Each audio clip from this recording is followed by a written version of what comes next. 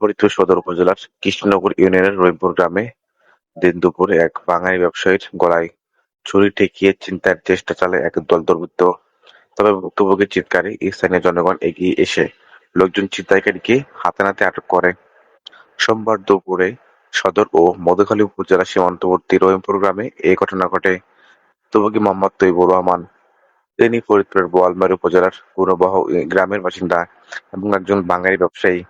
তৈবুর জানান, প্রতিদিনের মতো তিনি ব্যবসায়ের উদ্দেশ্যে রহিমপুর এলাকায় আসেন। এ সময় একদল কিশোর পুরাতন লোহার রড বিক্রি করার কথা বলে তাকে একটি পরিত্যক্ত বাড়িতে নিয়ে যায়।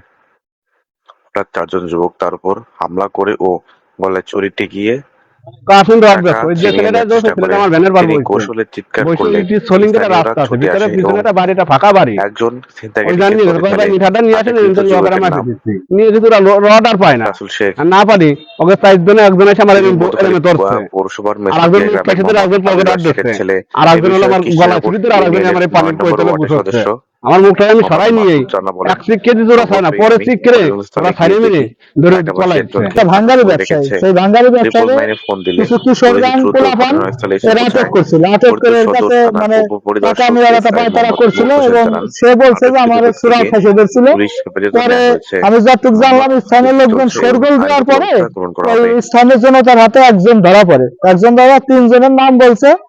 আর তখন আমি 999 ফোন দেই, 999 ফোন দেওয়ার পরে সেই থানা থেকে লোক আসে।